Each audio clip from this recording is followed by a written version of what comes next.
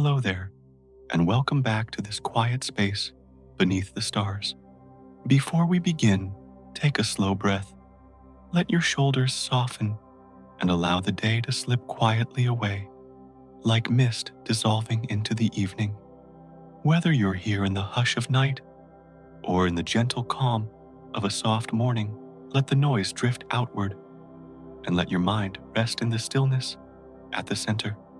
Imagine a horizon stretched wide and tender, where the darkness feels cool and velvety, folding gently, like waves upon a sleeping sea. Above a pale shimmer lingers starlight that breathes slowly dust, that drifts with patience, clouds that inhale and exhale in long quiet turns. This is the first whisper of the universe. Not a single instant, not a sudden spark, but a story flowing like a slow current through all of time, wide, unhurried, and calm. It is a tale of darkness, of light, and of the silence that cradles them both. What if the first voice of the universe was not a burst of fire, but a murmur softer than breath? And what if that murmur is still here, drifting around us like a secret folded into the quiet between stars? Where are you listening from right now? A dim room, a rainy evening, a warm corner before sleep, while we share this small moment under the same endless sky. If gentle journeys like this bring you ease, you're welcome to linger, to follow along. No hurry, just a seat beside the soft glow of the story. So let your thoughts fall into the rhythm of drifting light, and together we'll begin our quiet walk into the first whisper of the universe, moving through it like a tide that knows its way. It was as though the quiet words had drifted toward this point all along, and the flow of silence simply opened into another layer of stillness. The universe before form, before shape, before even the faintest gesture of creation, lay as a canvas untouched wide and unbroken, empty of line or color, waiting without urgency. It stretched in every direction, though direction itself was not yet real, and in that expanse there was only the softness of possibility, as though the very fabric of being had not yet chosen to weave. The image was not sharp, nor could it ever be sharp, for there was no outline, no border, no edge against which to measure. It was like the surface of night before stars appear, a field without pattern, waiting in endless stillness. This unmarked space was not heavy. It was not burdened with darkness, nor weighed down by silence. Instead, it floated in itself, a breath held across eternity, unbroken, undisturbed. The word void might be whispered here, but not as emptiness, not as absence, rather as the most delicate openness, the way a blank page waits without pressure, the way a sky before dawn rests in itself. It was not the hush of something missing, but the hush of something not yet begun, a silence alive in its patience. There was no sound to stir this fabric, no vibration to ripple across it, no echo to disturb its calm. Even the thought of sound had not yet come to pass, and so the silence was not only present, but complete, filling every possible distance with a single, continuous stillness. It was the kind of quiet that cannot be broken, for there was nothing yet to break it. The kind of quiet that spreads endlessly, the way still air spreads across a valley before the wind wakes. In this silence, time itself felt absent, as though each breath lingered without measure. There was no light to pierce it, no glimmer to mark the difference between here and there. It was not the darkness of shadow, for shadow belongs to something already formed. It was the darkness Before the idea of light existed a calm and even veil stretched everywhere, without beginning, without end.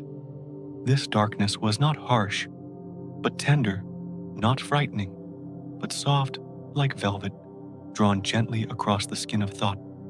It invited no alarm, carried no edge, only the assurance of endless night that is neither cold nor warm, only infinite. Within that state of stillness, the absence of form was not an absence to resist, but a release to lean into. It was freedom from outline, freedom from weight, freedom from the need to move. The unshaped vastness became a cradle, an invisible sea without current, a surface that carried gently, without push or pull. In the quiet of this beginning, the lack of sound was a comfort, the lack of light was a balm, and the lack of structure was a kindness, for nothing was asked and nothing was demanded. The sensation of emptiness, rather than pressing inward, spread outward, dissolving any sense of tension, loosening what might otherwise have clung. It was a hollow that did not echo, but breathed like the still moment between heartbeats, like the calm at the center of a tide before it turns. To rest within that hollow was to recognize that the absence of detail is not frightening, but serene, that the unmarked field is not threatening, but soft, that what has no shape can still embrace gently. The universe in that earliest hush seemed to lean into itself unhurried, untouched, unformed. It carried nothing yet, but within its blankness lay the potential of all things quiet and weightless, like seeds hidden in soil, not yet stirred. It was not a silence to endure, but a silence to rest in, and the openness of it allowed even the thought of rest to dissolve into something more natural, more effortless. It was the stillness of waiting without need of presence, without sound of darkness, without fear. And so the first silence endured boundless yet tender, a field of nothing that was never empty, a canvas without paint, a horizon without line. It remained as the gentlest truth that before form, before sound, before light, there was only the endlessness of calm. And within that calm, the hollow of space was not a weight to bear, but a release to surrender to the very first comfort of a universe not yet awake. And from the still canvas of nothing, the hush folded more deeply, settling into what could only be felt as a dark sea without surface or shore.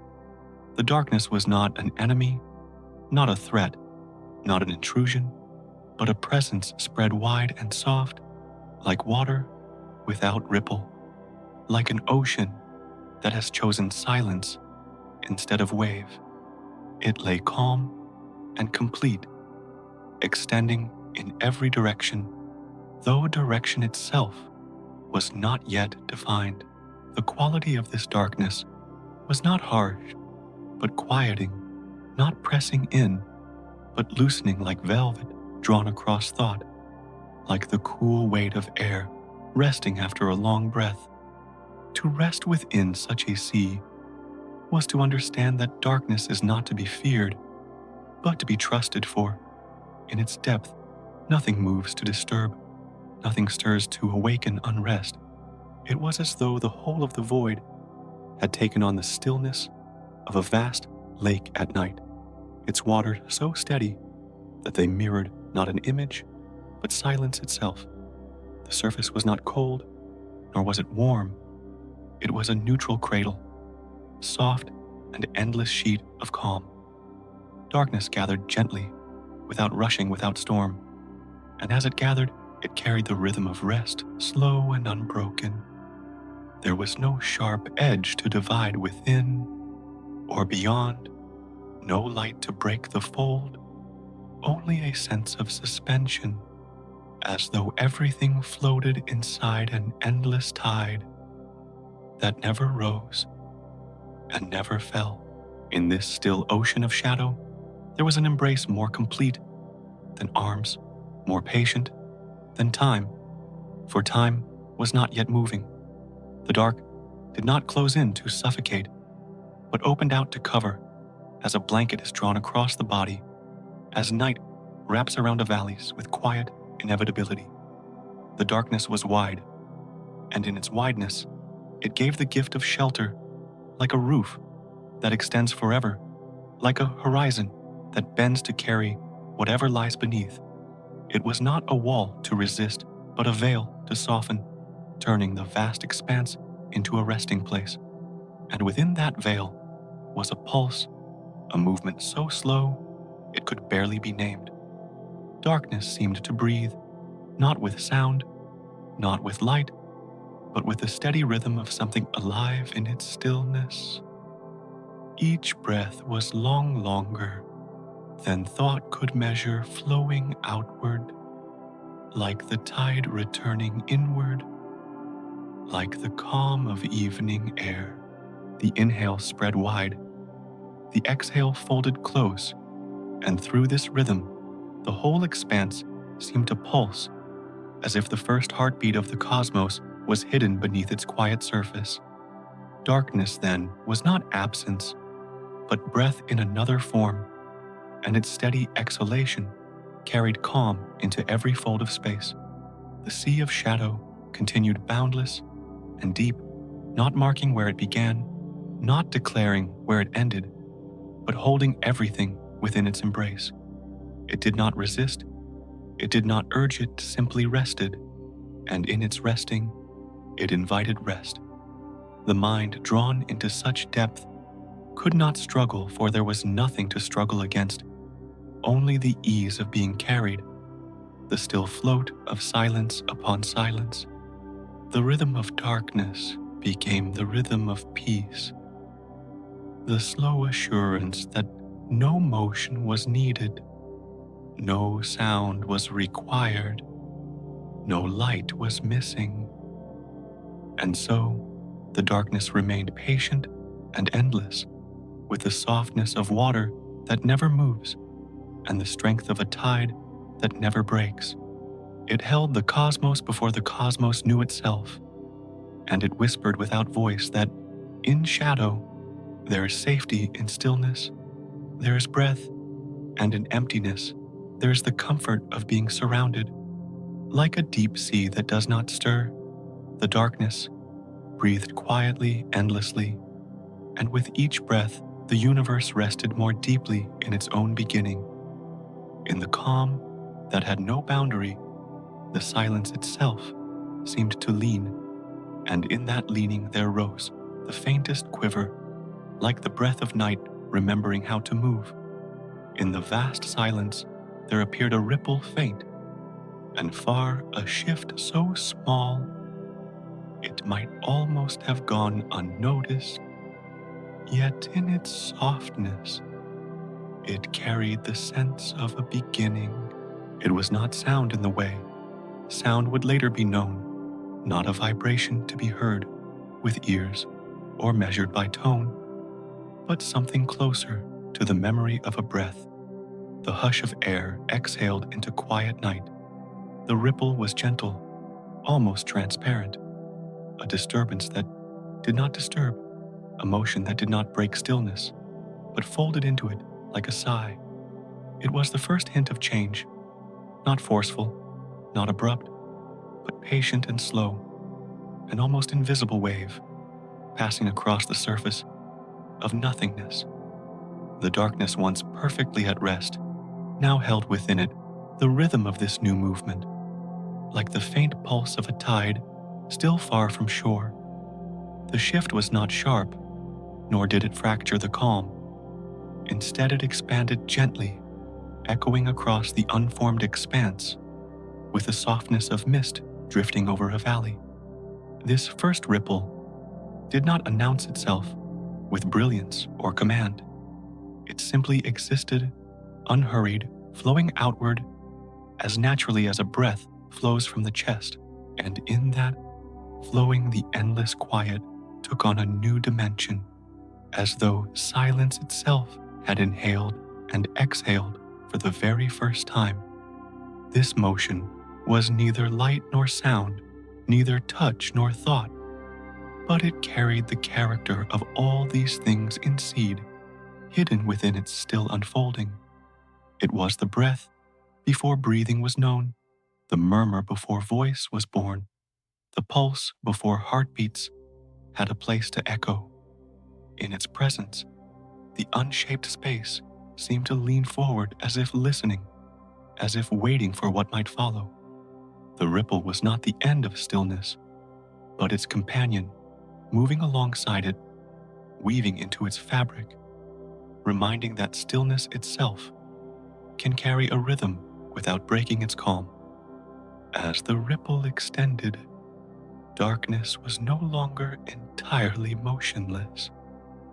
The vast sea did not collapse, did not scatter. It simply shifted, as though the fabric of night had quivered beneath a hidden hand. It was a tremor without urgency, a wave without crest, flowing in infinite patience.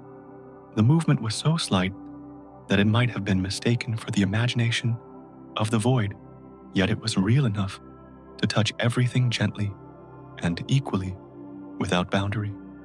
Darkness, once absolute now, breathed with this pulse, and the breath continued slow and steady, like the steady rise and fall of an endless tide. The sense of firstness lingered here, the first change, the first motion, the first suggestion that rest could give way to rhythm. Yet it was not abrupt, it was not violent, it was as natural as the drifting of clouds, as subtle as the stirring of a dream. The ripple did not erase silence, but taught silence how to move. It did not erase stillness, but showed stillness how to breathe. In its presence, nothing was lost, yet everything became more than it had been, as though the void itself had begun to hum softly, a tone too faint to disturb, too deep to fade, and so the ripple passed through the infinite, circling endlessly, carrying with it the impression that creation would one day bloom, though now it remained only in suggestion, like a secret folded within a sigh. The darkness, now touched by motion, became more than absence. It was no longer only the deep sea of rest, but a sea that pulsed softly, its surface stirred by the earliest trace of rhythm. The first breath had been drawn, and though it carried no sound, it lingered like an echo, patient and unhurried, filling the unformed with the calm promise that stillness too can awaken gently. The quiet ripple drifted further, and within its gentle trace, something even softer began to unfold, as if silence itself was leaning toward a secret it had long been holding. Creation did not arrive as a blaze, not as a sudden burst that shattered the night, but as a call so small it could barely be named a murmur that seemed to hover just beneath the edge of hearing. It was a beginning so subtle that it felt more like an invitation than an event, more like the soft bend of a reed in the wind than the strike of flame. Within the endless hush, this call shimmered without force, and in its presence, the darkness felt less like absence and more like a doorway opening inward. A voice without a sound had entered the quiet, and yet the quiet was not broken. It was enriched, deepened, made tender by its own hidden tone. This first calling was not sharp, not commanding, but patient, like the faint resonance of a shell against the ear, carrying a sound that is not sound, yet still persuades the mind that something is moving within. It was not a roar, nor a clash, nor even a single note, but a vibration that lived in the spaces between a suggestion, rather than a declaration. This was the way of beginnings, not in sudden noise, but in the gentle opening that leaves room for what is to come. And so, the hush folded around this quiet murmur, accepting it, shaping itself to cradle it, as if darkness had chosen to sing without disturbing its own sleep. In this moment, everything began from softness, from the smallest gesture, from the unfolding of something that did not insist but only allowed. The fabric of space, still unformed, began to quiver with the memory of sound, though no sound had yet been born. The rhythm was the rhythm of breath, the slow pulse of an inhale, stretching long of an exhale, finding release of silence, discovering it could contain more than stillness. Like the opening of dawn before the sun has risen, it was the light not yet seen, but already felt, the voice not yet spoken, but already waiting on the tongue of time. And in that unfolding, the silence revealed its own voice, a voice so gentle that it could not frighten, so subtle that it could not disturb, a voice that seemed to come from the heart of stillness itself. This was not contradiction, for silence and whisper lived together, here woven into one another, as ocean and tide, as night and breath. The whisper was not outside the quiet, but inside it, carried along by the very stillness it seemed to soften. In this way, silence proved that it could speak without losing its calm, that it could carry meaning without raising its tone, that it could awaken gently without tearing the dream it held. The cosmos in this tender stage was neither dark alone nor soundless alone, but a harmony of both, shaped by what had opened. The whisper moved like a current beneath the surface, unseen yet, present felt, rather than heard, imagined, rather than measured. It was enough to give motion to what had been entirely still, to give voice to what had been entirely quiet, to open what had been entirely closed. And yet nothing in this was harsh, nothing in this was sudden, for the first murmur was a lesson that the beginnings of worlds can arrive not through violence, but through the smallest unfolding, as soft as the touch of night upon the eyelids of sleep. The whisper lingered, circling gently through the silence, never overpowering, never pressing forward, only existing patient and unhurried. It was the first suggestion of presence, the first indication that emptiness might one day flower into form, that quiet might one day bloom into song. And even then, the hush remained, for the whisper was not an ending to silence, but its companion, its partner, its echo. Silence had not been broken. Silence had learned how to breathe with a voice softer than air. The murmur that had unfolded within the silence lingered gently, and as it lingered, the darkness itself seemed to draw closer, not as shadow pressing in, but as a vast cradle opening its arms. Darkness was not emptiness, not absence, not void to be feared. It was a resting place, tender and deep, stretching endlessly, like the embrace of night around a sleeping valley. In its stillness, it held the seed of comfort, surrounding all that might come, rocking the unformed world with patience too vast to be measured. To be within this dark was not to be lost, but to be sheltered, as though the cosmos itself lay in a cradle fashioned from its own calm. This cradle did not confine, did not restrain, but expanded gently like a blanket drawn wide across an endless plain, its folds smooth and unbroken. The darkness gathered without weight, and in its gathering, it quieted every motion, softened every edge, and gave rest to every trace of possibility. There was no sound within it, yet it sang in its own way, a lullaby, not of notes, but of stillness, a melody shaped from silence itself. The song of darkness was long, unhurried, unending, carrying with it the message that rest was the first gift of the universe. To yield into such stillness was to find that peace did not need to be sought. It was already present, breathing through the quiet, like air moving across a sleeping forest. Calm arose, not from effort, but from surrender, from the gentle recognition that nothing more was needed, that being held within the folds of the dark was enough. The darkness carried no sharpness, only softness, no command, only embrace. And in its embrace, the sense of rest spread like water, across stone, filling every gap, seeping into every corner, leaving no place untouched by its patience.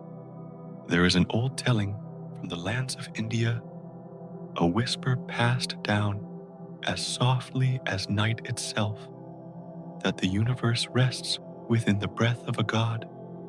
They spoke of Vishnu, who dreams upon the endless sea, his chest rising and falling in infinite rhythm. When he sleeps, all of creation sleeps with him. When he exhales, the world begins to stir. When he inhales, the world dissolves gently back into quiet. In this way, darkness was never empty, for it was the dream of a god, a dream wide enough to hold stars and rivers, winds and mountains, hearts and silence. The cradle of shadow was not hollow, but alive, filled with the breath of eternity, moving without hurry. The myth was not a command, nor a doctrine, but a story folded into the hush, like a spark hidden within ash, a way to remind that rest is not nothing, that stillness is not absence, that darkness itself carries the weight of being alive. For within the dream of the god, the whole of existence was cherished, and the breath of night became the breath of all things. To imagine this was to feel that the cradle of dark was not only shelter, but memory, not only calm, but promise. So, the darkness rocked the cosmos gently, its lullaby unheard, but unending, its arms invisible, yet infinite. The first comfort of the universe was not in light, nor in sound, nor in shape, but in this cradle that gave rest to all beginnings. The deep shadow did not demand to be understood, nor did it require to be seen. It only asked to be trusted, and in that trust lay a peace greater than form, a peace that did not waver. And so, the silence continued, softened by the whisper of darkness, as cradle darkness, as dream darkness, as the first comfort of all.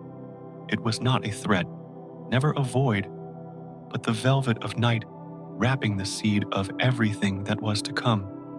And in that velvet, in that breath, in that dream, the universe was held, without weight, without fear, without end, resting in the quiet arms of the dark, rocked into being by the first lullaby of time.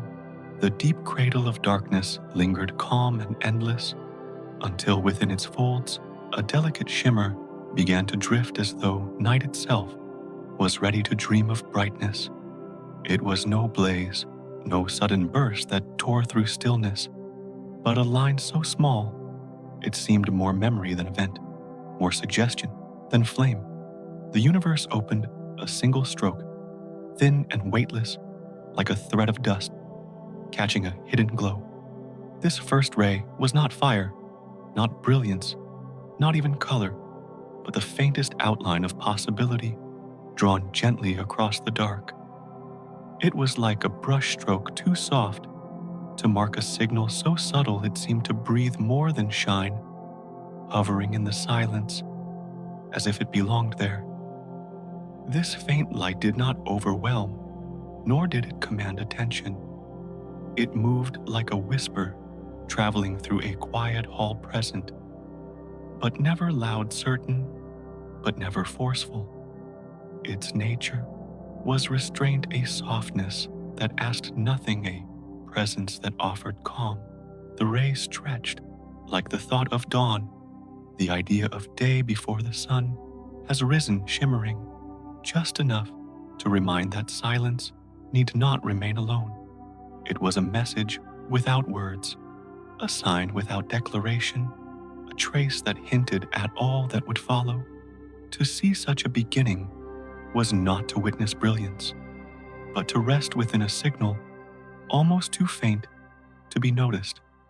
The darkness did not resist, it did not recoil, but allowed it to move across the void like a sigh moves across the lips of night. It was not war between shadow and light, but companionship, the opening of space to carry more than silence. The ray lay upon the horizon of nothing, like a feather, like a distant lantern glimpsed across an endless plain, so far away it could only be felt as a thought, a possibility.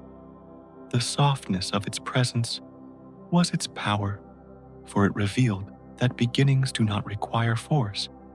A single line of glow lighter than air, thinner than breath, was enough to change the quality of the dark. The still sea of shadow now held a reflection, a point to lean toward, a shimmer to balance the weight of silence.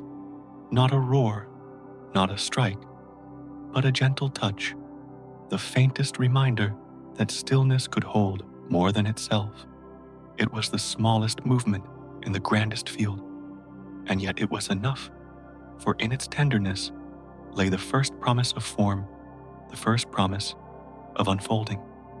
This was the first blink of the cosmos, not the gaze of a burning star, but the flicker of an eyelid opening into dream. The light was like the eye of night slowly waking, like the delicate pulse of a heart testing its rhythm, like a child of shadow learning to breathe. It was not sudden knowledge, but soft awareness, not full awakening, but the brush of consciousness beginning to rise. In its gentleness, it carried no demand, only invitation, an invitation for silence, to grow into song, for stillness to open into time. And so, the ray remained stretching across nothing, thin and shimmering, refusing to dominate, choosing instead to linger. Its patience was its nature, its distance, its beauty.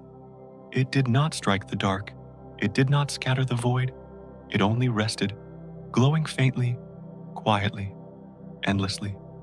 The silence around it grew softer in response, folding around the shimmer like a cloak around a flame, not smothering, not consuming, only protecting. In this harmony, darkness and light became less opposites than partners weaving their first rhythm together in the loom of the void.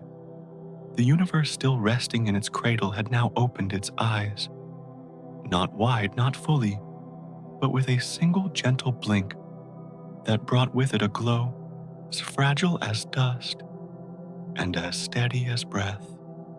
It was a reminder that creation begins not with thunder, but with the faintest shimmer, the first line drawn in silence, the first glow caught in endless night.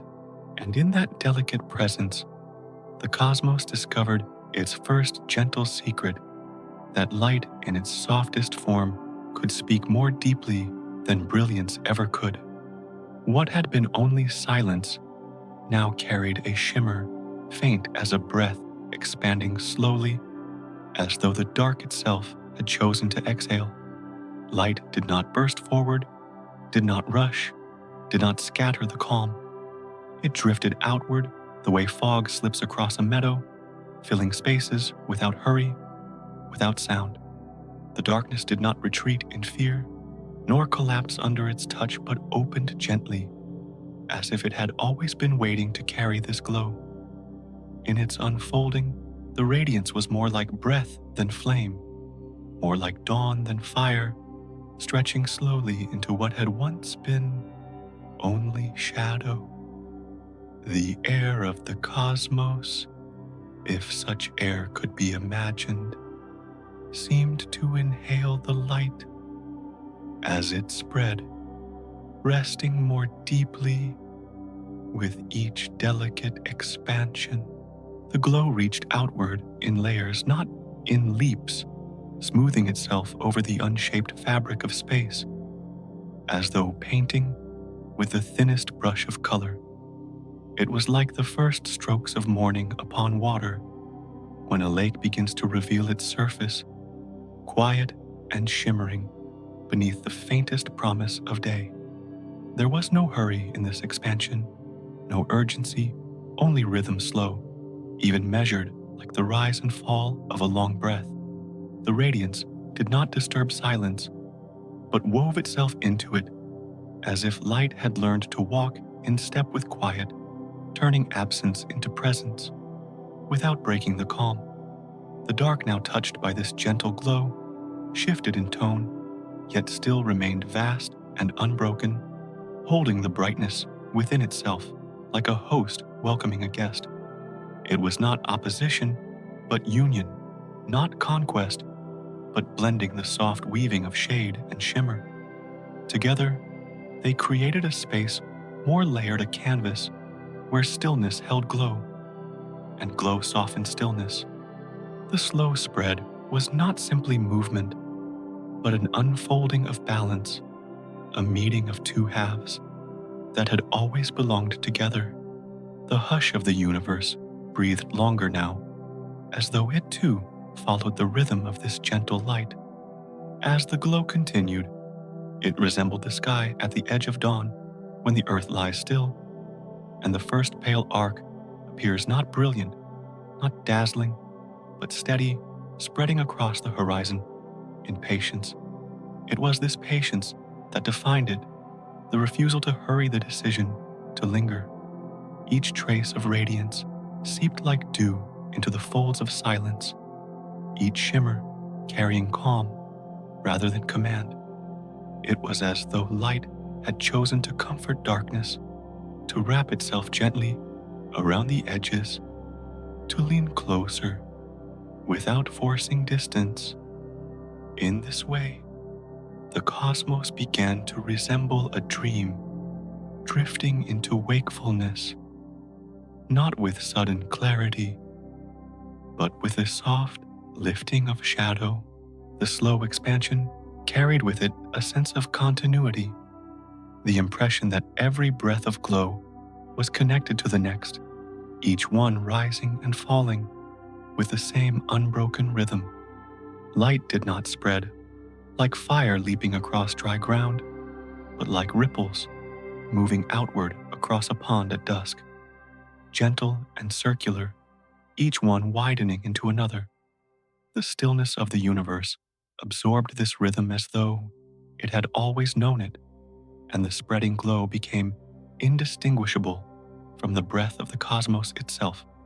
To call it illumination would be too sharp, too heavy. It was instead a kind of caress, a brushing of presence upon the unseen.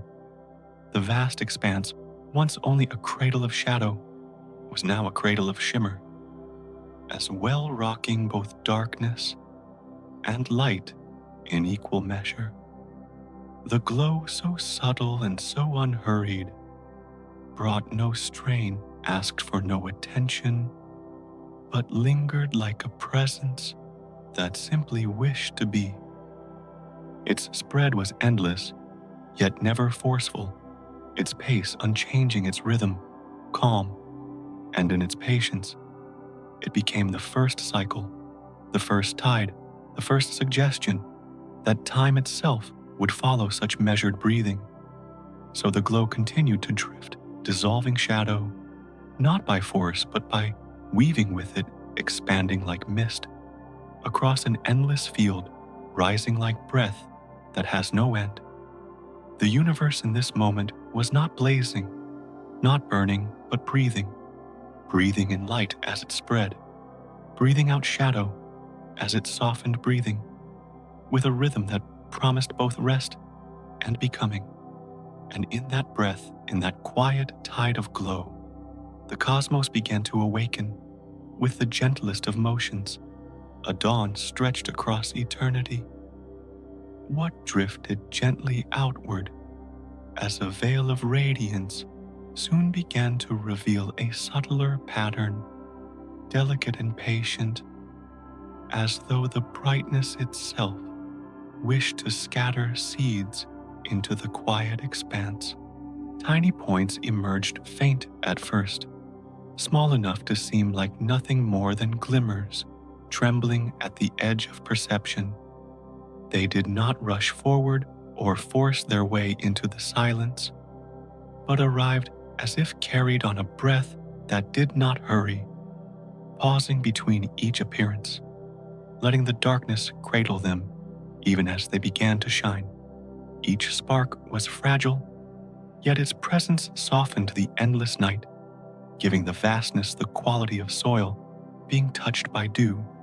One followed another, and then another, until the emptiness was no longer a plain of uniform shade, but a garden slowly awakening in its own rhythm. Each glimmer resembled a seedling, a tiny kernel of fire resting quietly until the time to grow was felt, and then its light spread out like the gentle opening of a leaf. The stillness did not resist them, and the dark seemed almost to welcome the presence of these faint flames, allowing them to root, to breathe, to expand without weight. Clusters formed, not hurried, not abrupt, but gathered in harmony, as though invisible hands arranged them with care across the immeasurable sky. A faint hum, not sound but suggestion, wove between them, binding each small beacon to the next, till the hush itself seemed to glow from within. What once was endless shadow had become a canvas speckled with living lights, so quiet, so unforced, that the transformation felt like the slow blooming of flowers at night. Stars unfolded like blossoms, not in bursts of fire, but in petals of radiance unfurling one after another, their glow spreading like the perfume of a meadow carried by a wind too light to stir the grass. The constellations were not yet written, the forms not yet named, and so the clusters breathed without story, only with presence waiting to be seen, as they truly were tender, unfinished, serene. Their growth was less an act of power than of patience, a gradual layering of shimmer upon shimmer, so steady that it seemed less like change and more like remembering what had always been meant to appear. The darkness did not vanish. It lingered like the fertile ground beneath the blossoms, holding them in place, framing their shapes and offering its depth so that the brightness could be known. Without shadow, the seeds of fire could not be noticed, and so the two rested together, one folding around the other, in a rhythm that spoke of balance rather than opposition. This was not a conquest of light overnight, but a companionship, a soft weaving of two states that belonged to one breath. Every cluster shimmered as though breathing on its own, inhaling with a faint shimmer, exhaling with a dim retreat, a cycle so gentle it soothed rather than startled. Watching such rhythms unfold was like listening to a lullaby without words, where the melody was carried not by notes, but by the spacing between them, the pauses that gave shape to the soundless song. The sky was no longer a flat field of dark, but a meadow of glowing stems, each bearing blossoms that drifted in their own invisible breeze. No urgency guided their growth, only the assurance that there was time, an endless time to open, to shine, to rest, and to continue. The seeds of brightness had become stars. The stars had become gatherings, and the gatherings had become a chorus of gentle light woven into the silence. And so, from a stillness that once knew only shadow, a new presence emerged, patient, unhurried, and tender as the unfolding of petals at dusk. The hush remained, but now it carried with it the soft pulse of countless blossoms, shimmering as though they had always waited in the wings of darkness for the moment to awaken. As the clusters of brightness settled into their quiet flowering, something subtler began to unfold, as though the blossoms of light were not only shining, but also breathing, carrying a rhythm that moved gently through the vastness. The glow no longer seemed still. It rose and fell in waves so faint they could almost be mistaken for silence itself. Yet they carried with them the suggestion of a pulse, a steady inhalation and exhalation woven into the fabric of the cosmos. The radiance did not come only to be seen, but to be felt as presence, like the hush of wind gliding through tall grass, or the slow tide brushing the shore with patient hands. Each shimmer seemed to join this hidden cycle, offering not a spectacle, but a heartbeat. In that rhythm, warmth traveled quietly, spreading across the dark like the tender touch of morning air upon the skin of a still lake. It did not rush to fill the hole nor overwhelm the shadow it touched, but arrived gently, step by step, until the vast expanse carried with it a softness that invited rest. This warmth was not fire, not heat to consume, but a gentler energy, like the low hum of earth itself, carrying a welcome as old as time. It was as though the universe had extended its hand, not with urgency, but with kindness, as though to say that in this immensity there was room for calm, room for ease, room for a quiet belonging. The light became more than vision.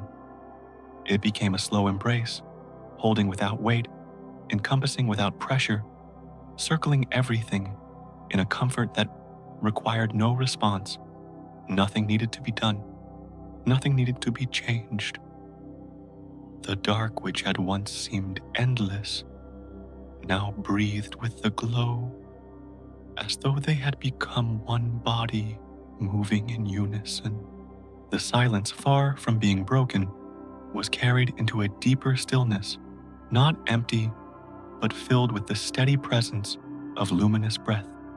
Each wave of brightness folded into the next, as if the entire sky had become a vast chest, rising and falling in infinite patience. The cycle had no beginning and no end, only the steady repetition of softness, repeating like a lullaby without words. Within that lull, the warmth grew more intimate, though it never pressed closer than it was welcome to. It lingered at the edges, brushed lightly across the distances, seeped into the fabric of the unseen, until the universe seemed clothed in a mantle woven not of cloth but of kindness.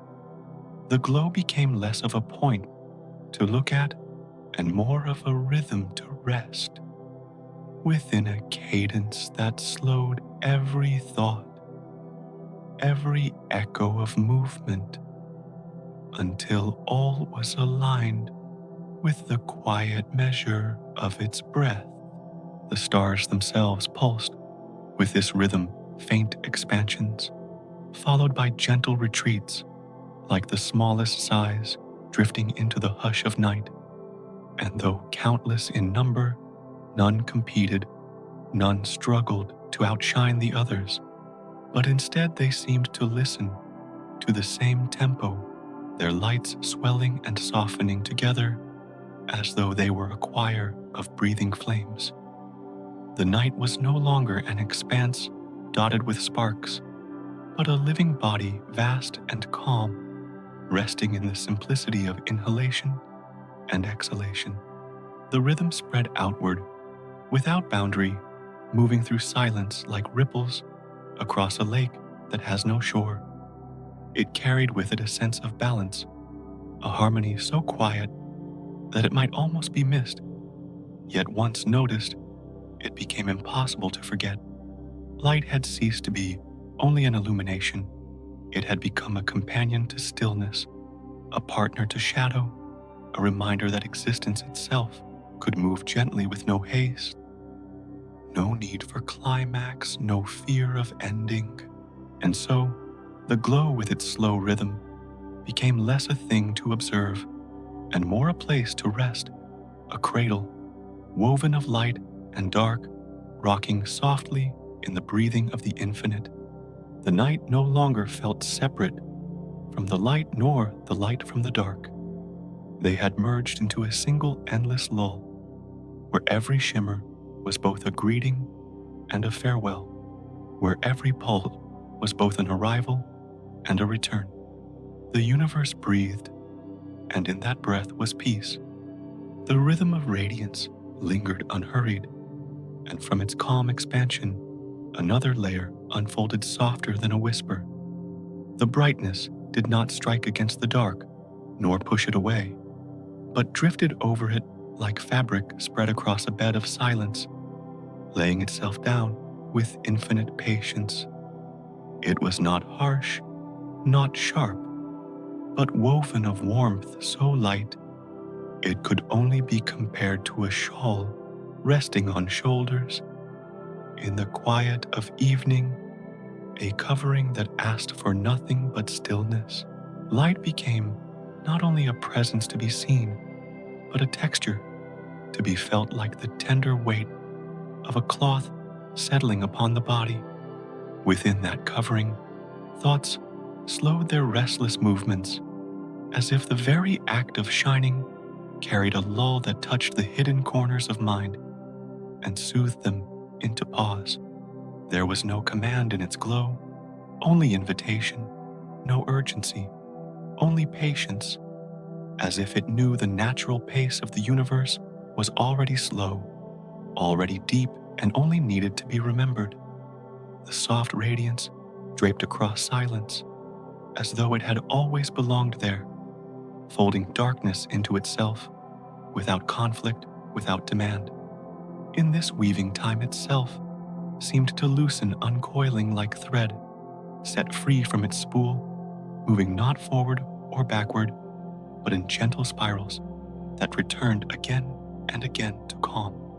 The dark had once been vast, and the light had once been new, but now they mingled so closely that they became inseparable, like two currents in the same sea. The warmth did not erase the coolness of shadow. Instead, it joined it, the way dawn does not destroy the night, but rests upon it until they are indistinguishable.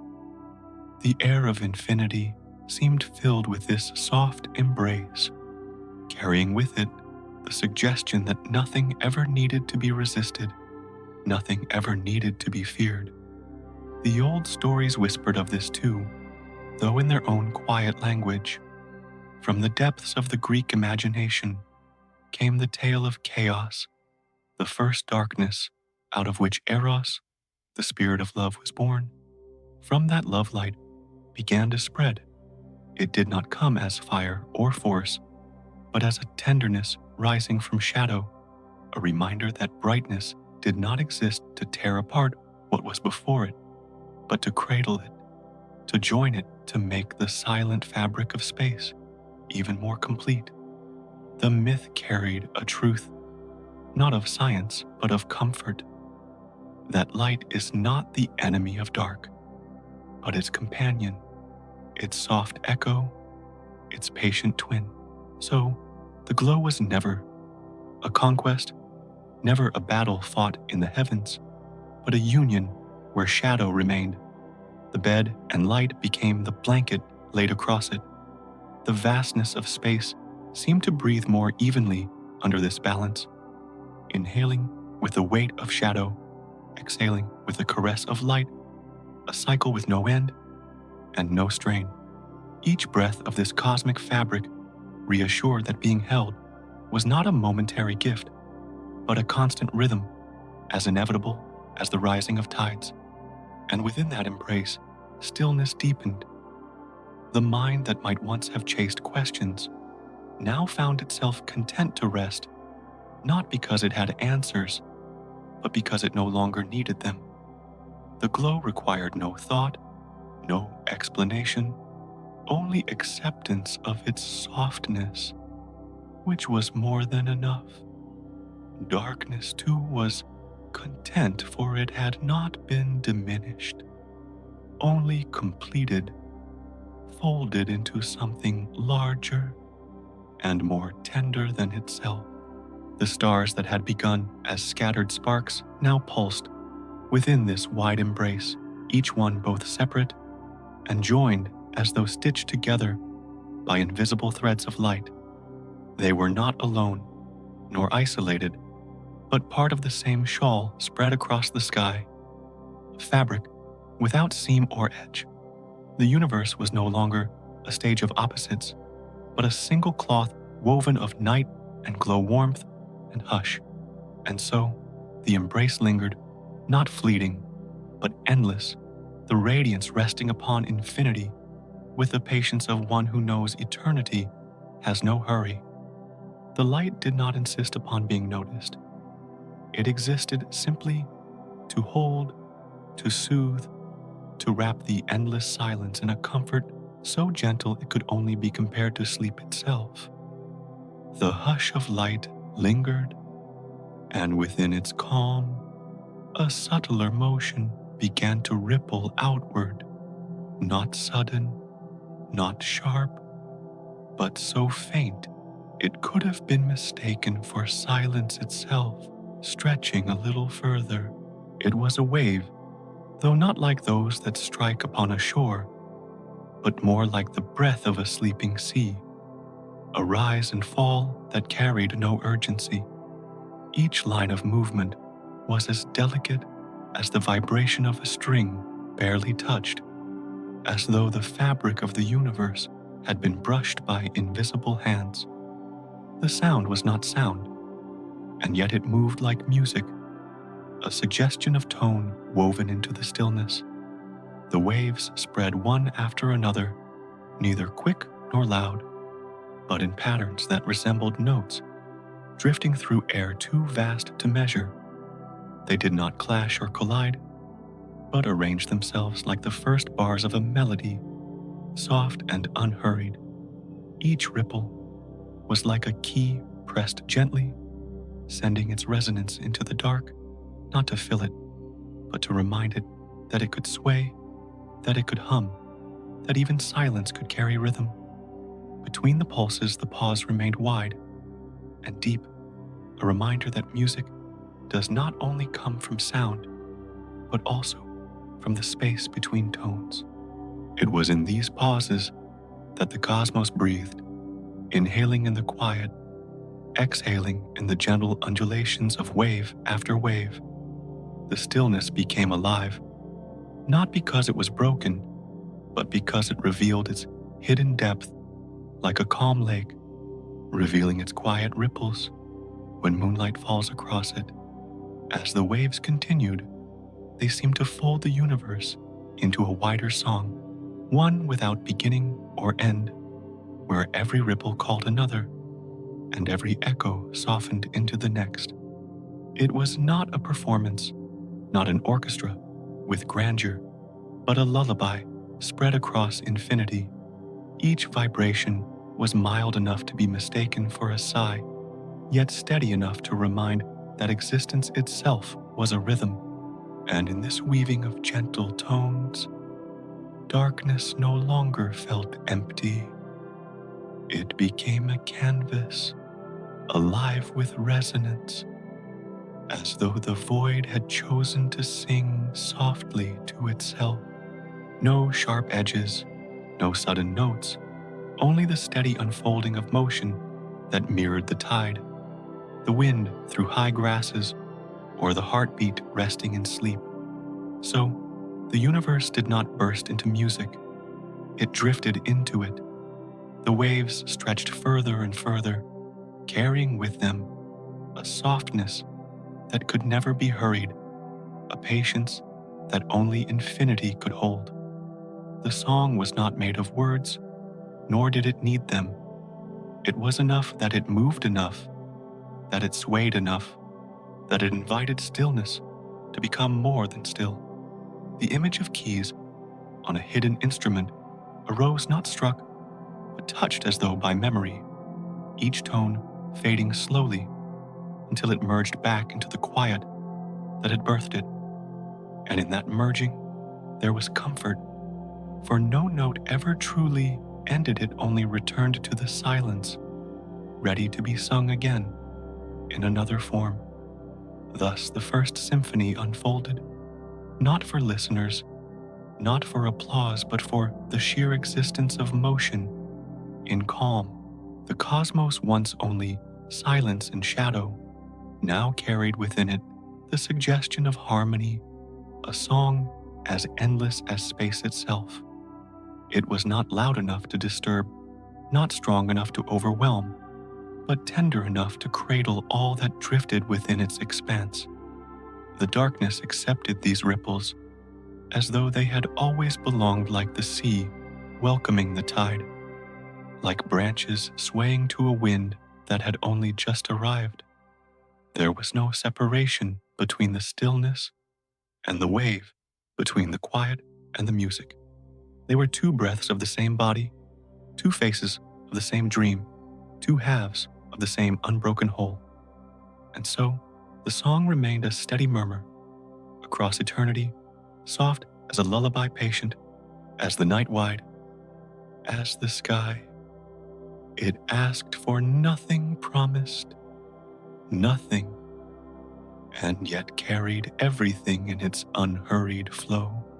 The ripples of soundless music stretched outward, and in their wake, a softer resonance began to shimmer, as though the vastness itself had discovered an instrument hidden within its own expanse.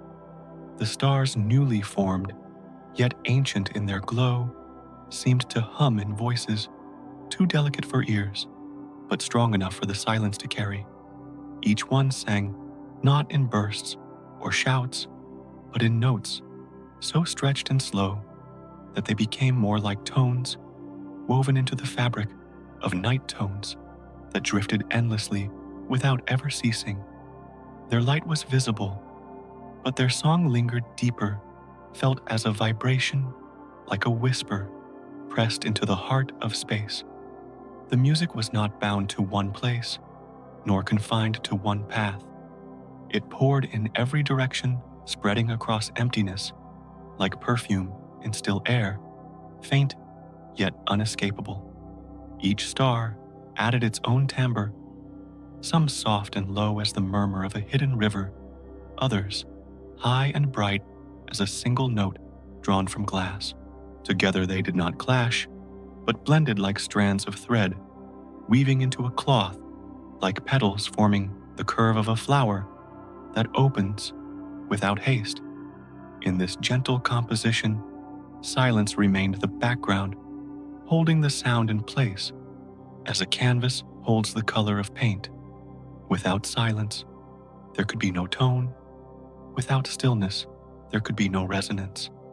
The stars did not fight the void, but leaned upon it, used its depth as their stage, allowing their distant songs to echo across gulfs too wide for measure. And so the dark was no longer only quiet, but a resonant chamber filled with the tender vibration of light turned into music. Each note, if it could be called a note, carried patience within it. There was no urgency, no need to reach an ending. The song of the stars was not like a melody of earth, bound to rhythm and measure. It was a hymn without beginning, a chant without conclusion, a pulse as unbroken as breath itself. It continued not because it had to, but because existence itself was already a song, and to hum was simply to be. As the harmony deepened, the night seemed to pulse with life, though not the life of beating hearts or moving limbs, but the quiet vitality of things that endure simply by being present. The music asked for no attention, yet it filled all things. It demanded no witness, yet it seemed to reach everything that drifted in its path. The glow of the stars was their visible gift, but their inaudible resonance was their secret, a gift carried beneath the surface, soft and eternal. The cosmos became an orchestra without conductor, each star giving what it had, each tone finding its place, not because it was directed, but because the natural order of infinity was balance. The hum rose and fell in cycles, swelling with light receding into dark, returning again with the patience of tides. Nothing was rushed, nothing was forced. It was enough to continue, enough to breathe enough, to let the vibration stretch across eternity like threads of silver drawn through endless night. And so the stars lingered, their tones shimmering like bells rung once and left to echo their harmonies, weaving through one another with no beginning and no end. If one listened closely enough, it could be felt that the stars did not merely exist in silence, but that silence itself was singing through them, using their light as instruments, their distance as strings. It was less a performance than a state of being, less a composition than the very nature of the universe turning into sound. The great expanse hummed with this low song endless and slow, softer than a sigh, steadier than a heartbeat. It carried within it the weight of rest, the reassurance of cycles, the calm that arises when nothing is demanded but presence itself. And the night, vast and eternal, remained not empty, but full of this quiet hymn, the far-off ringing of stars that would never fade, only fold back into silence, only to emerge again and again.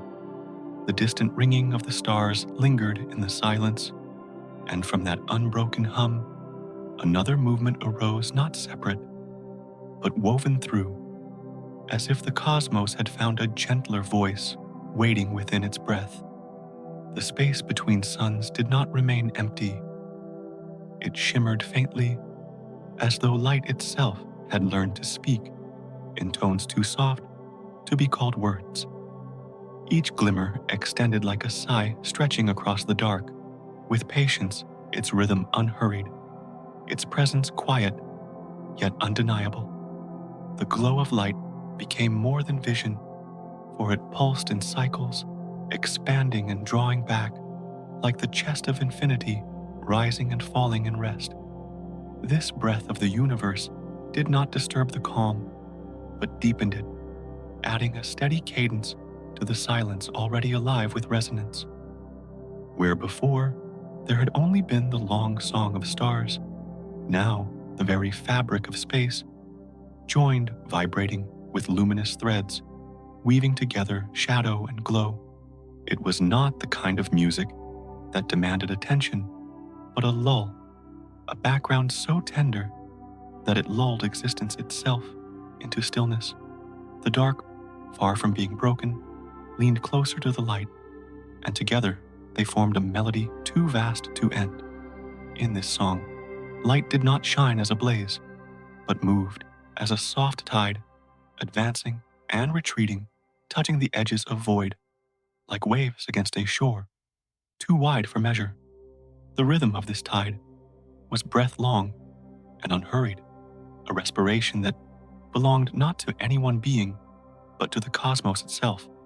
To witness it was to feel that existence was inhaling and exhaling, drawing life in silence, releasing life in silence with no urgency, no limit, no need for completion. The Song of Light was not confined to points alone. It expanded into fields, spread into patterns, each shimmer echoing another, each glow leaning into the next. Together, they gave the impression not of a scattered choir, but of one unbroken voice, vast yet tender, endless yet close, singing in the only way infinity could, by being.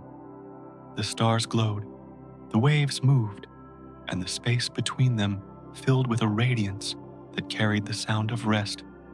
It was a song that folded into itself, repeating without repetition, circling without closure, returning in every breath to the same unhurried cadence. No climax awaited, no sharp descent threatened. It was a hymn designed not for an ending, but for the continuation of being.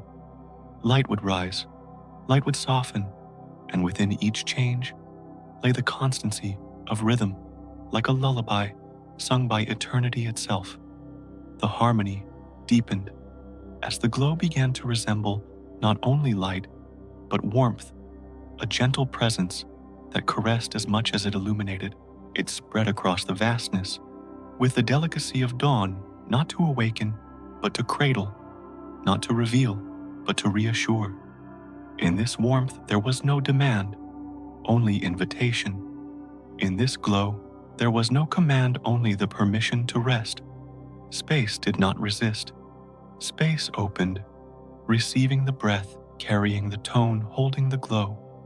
In return, it provided the silence needed for the song to endure, the stillness needed for a rhythm to be felt, the embrace needed for light to soften instead of burn. The two, light and breath, silence and glow, leaned on one another, becoming indistinguishable, becoming one vast hymn of balance. And so, the universe sang not loudly, not with grandeur, but with the patience of air moving gently through unseen branches, with the calm of mist flowing over a sleeping lake. Its voice was light, its rhythm was breath, its silence was the bed where both could rest together. Nothing hurried, nothing strained. The song simply continued wide and soft, eternal and quiet. From the weaving of light and breath, another movement extended outward, so gradual it felt less like a change and more like the natural lengthening of silence into sound. The song that began within the stars did not remain close, nor did it confine itself to a single place. It unfurled in waves, patient and long expanding, without boundary, like ripples across water that never meet an edge. The tones, too delicate to be named, drifted in cycles that mirrored the quiet pulse of infinity, repeating without urgency, layering upon one another, until the whole of space was filled with a hymn that belonged to no single source. It was not a chorus to be listened to, but an atmosphere to be dissolved into. Each vibration moved slowly, stretching across vastness in threads so thin they seemed weightless, yet their presence remained steady, an unseen fabric binding the night. This was not music meant to be followed note by note, but a current of sound so continuous that it became indistinguishable from silence itself. The dark remained, but it no longer felt empty. It carried the resonance of something alive, though its life was not quickened by urgency, but softened by endless calm. The expansion of this song did not come with speed or force. It drifted outward as though it had always existed, simply waiting to be noticed. The tones were light, without glare sound, without noise movement, without motion. They spread evenly, filling distance the way dawn seeps into valleys, not all at once but with patience, as though each moment were enough. There was no rush for completion, for the song had no ending, to reach only an eternal unfolding that carried within it the essence of rest. As it grew, the song became less an expression and more a state of being. The cosmos did not sing to announce itself. It sang because its very nature was harmony, because silence itself leaned into melody when given light and breath. The hymn flowed endlessly, not separate from stillness, but resting upon it, not apart from darkness, but woven into it until all things existed within a balance of tone and quiet. This balance was wide and unbroken, like a horizon that cannot be measured, a tide that moves without ceasing, a cycle that repeats with neither beginning nor conclusion. In that continuity, the song gained strength, not by force but by persistence, not by height but by depth. It was a low hum, carried across eternity, more felt than heard, more sensed than known, steady as a heartbeat that does not falter, gentle as breathing in sleep. The spread of tones became a blanket of resonance, wrapping around the stars, folding through the void, laying itself gently across everything that floated in its path. It was warmth, without fire movement, without wind, music without voice, a hymn designed not to stir, but to soothe. Within its presence, even silence felt cradled, no longer bare, no longer stark, but filled with an unseen texture, as though every fragment of space had been given a place within the song. It was not uniform, for each note belonged to its own star, yet together they formed no dissonance. Each tone blended into the next, dissolving the boundaries of difference, creating an expanse where all sounds were one sound and all rests were one rest. This was not the grandeur of a symphony rising to climax, but the patience of a lullaby drawn into eternity, a melody so stretched and slow that it became indistinguishable from the rhythm of existence itself. And so the song continued, vast and steady, not calling attention, but surrounding all things with the reassurance of permanence. It did not grow louder, it did not fade. It simply remained, expanding as wide as infinity, echoing as deep as silence, carrying with it the calm certainty that, in the endlessness of space, nothing was demanded, nothing was hurried, and everything was already at rest.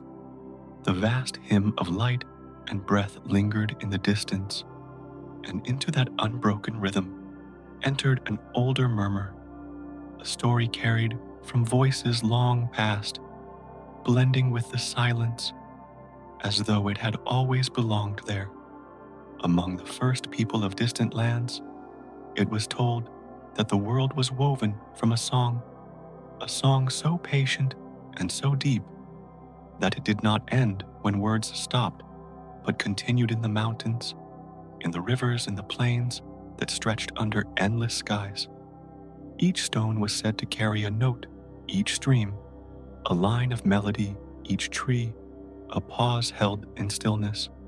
To them, existence itself was not built, but sung, a fabric created not by force but by a vibration, not by noise but by resonance. In that telling, the ground was never just earth, but the body of the song slowed into form. The air was never only air, but the voice stretched into breath. The sky was never merely sky, but the lingering echo of tones too wide for ears. The world was melody embodied the visible shape of music that had been sung into stillness. Nothing stood silent, for silence itself was part of the song, a rest folded between notes, a pause that carried meaning as surely as sound. The story spoke of time not as a straight path, but as a cycle of verses, repeated and transformed, a chant that circled endlessly. The land in this way of seeing was not separate from music, but was the music given shape. Mountains rose not as stone alone, but as chords, made solid rivers, moved not only as water, but as refrains returning with each flow. In their view, life walked upon a score, written in sound, a song so wide that no being could know it whole, yet every step was a part of it. To rest within such a song was to recognize that all things were cradled by tone, all movements carried by rhythm. The earth did not need to speak loudly. It sang in whispers of wind, in the hush of nightfall, in the low hum that rose from deep ground and stretched toward the horizon. Even silence stretched, and patient was part of the harmony, a note too long to be noticed, but without which the melody would never remain whole. The tale told by voices watching stars as they drifted over sleeping lands suggested that the universe itself was still singing. The galaxies spread their chords, the stars provided tones, the darkness allowed the rests, and together the music wove not only landscapes, but the very calm that rested upon them. To hear it was not to strain for sound, but to surrender to stillness, to feel the world breathing with tones unbroken by time. This was not a song meant to awaken, nor a hymn meant to instruct. It was a lullaby, as wide as the horizon, designed to hold, not to move, to cradle, not to command. Each mountain stood as a low note, sustaining itself across centuries, each wave as a gentle refrain returning again and again, each shadow as the pause that made the light's melody possible. To live within it was to float upon music, to walk within harmony, to breathe as part of a chorus that never ceased. And so, the old story blended with the present hum, not breaking it, not altering it, but deepening its softness, reminding that the song of the stars was not apart from the earth, but echoed through every stone and leaf, every ripple and cloud. In this way, the lullaby of creation was not only above, but below, not only distant, but near, not only ancient, but eternal.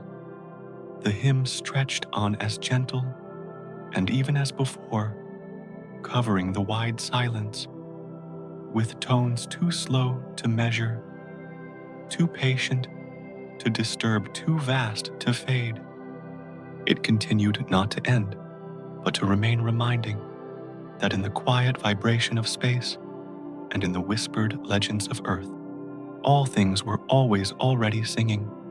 The long hymn of creation drifted outward, and in its fading, another presence revealed itself, quieter than sound, softer than light, a calm that seemed to open as the music drew away.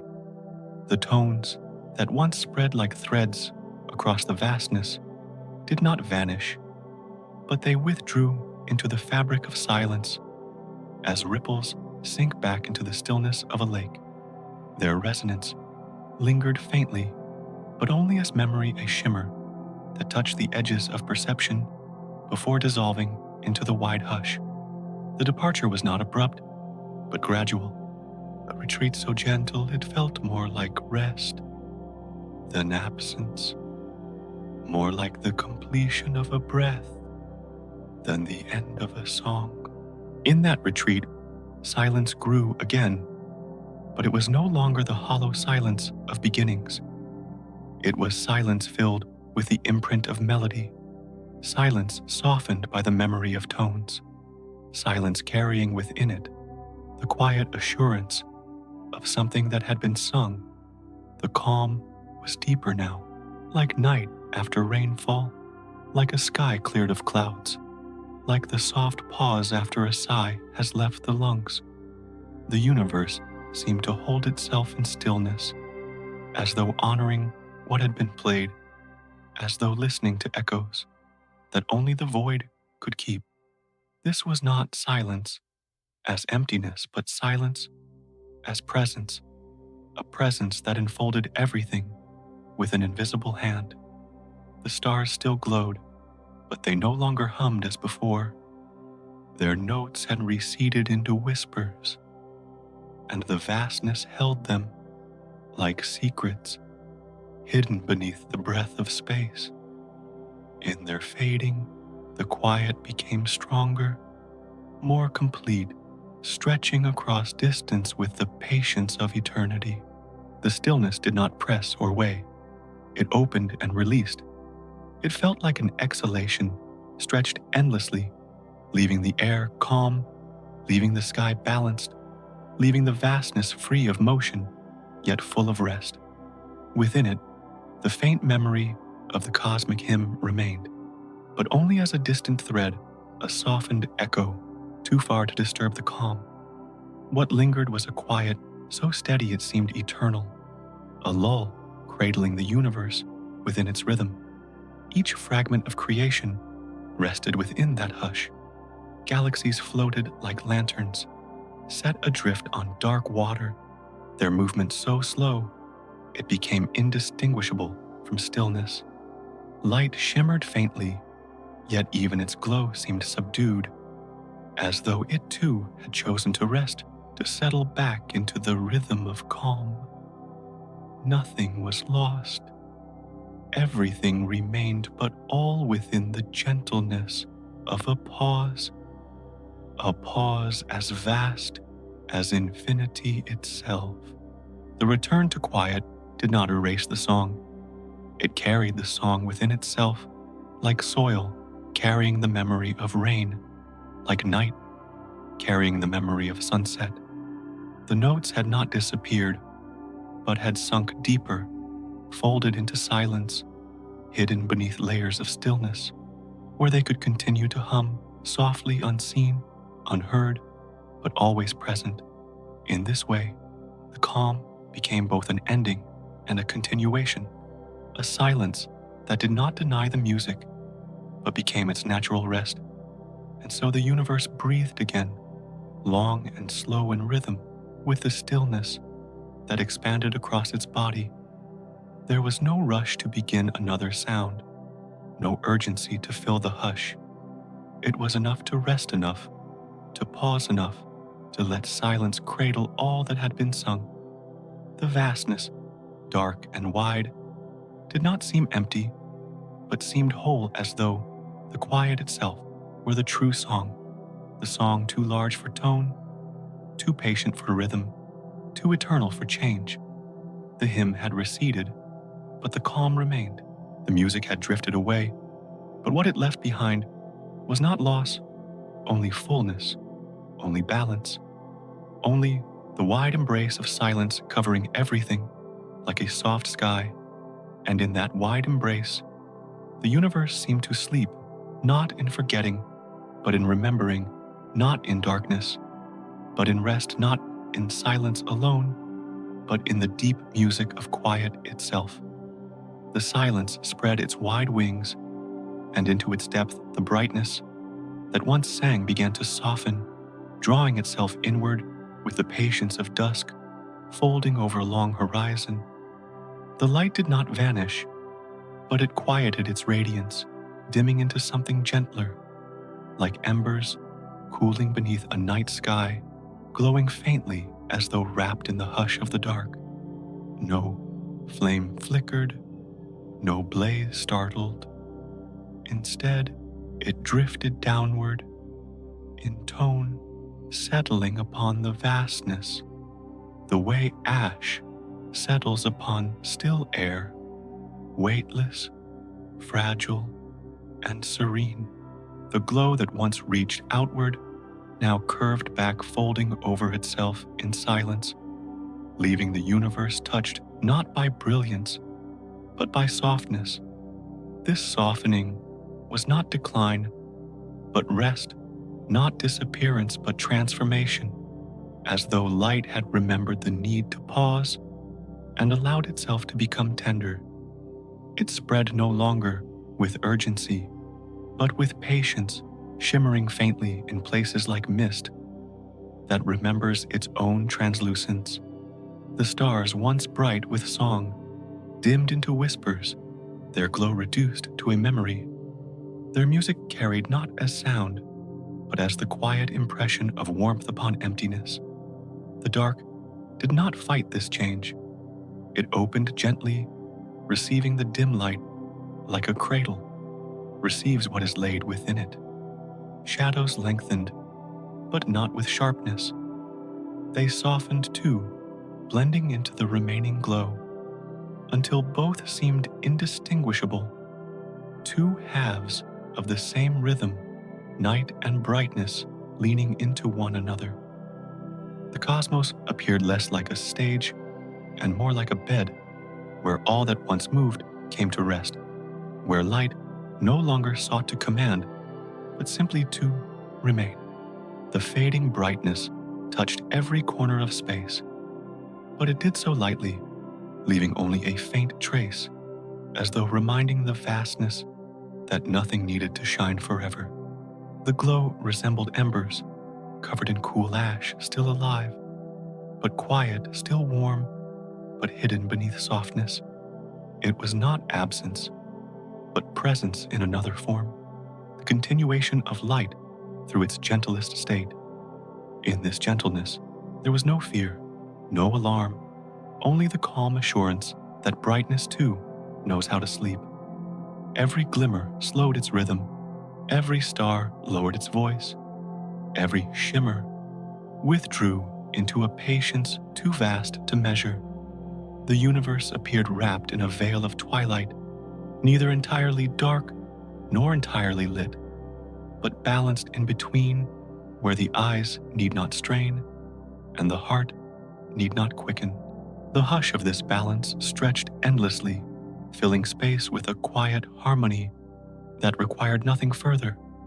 It seemed as though the light itself breathed its inhalation, long its exhalation longer, each cycle slower than the last, until breath and silence became indistinguishable.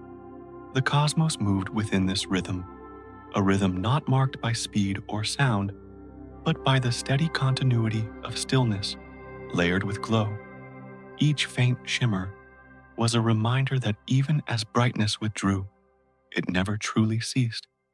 It lingered as memory, as presence, as the soft weight of ash that carries within it the warmth of flame. And so, the glow sank deeper, folding itself into the expanse, until the night became whole once more.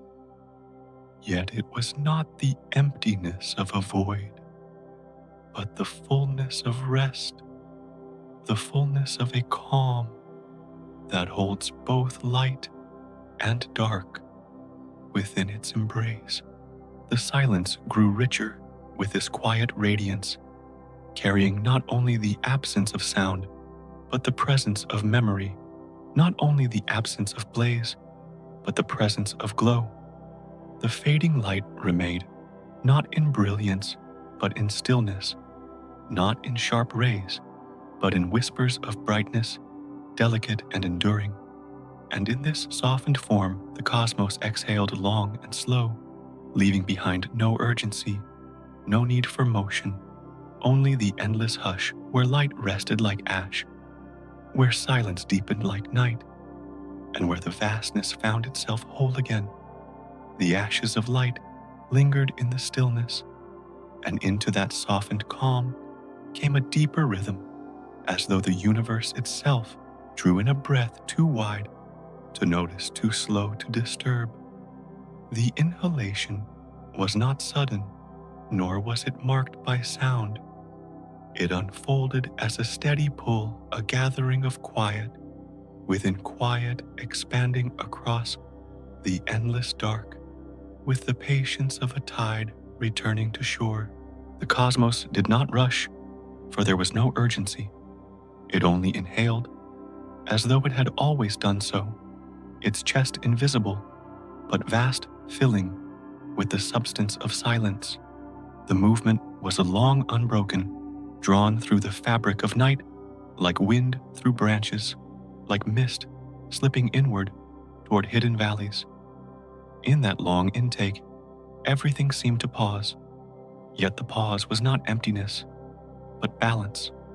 The stars continued their faint glow, but they too seemed to lean into the rhythm, flickering more slowly, softening their presence as though they were listening.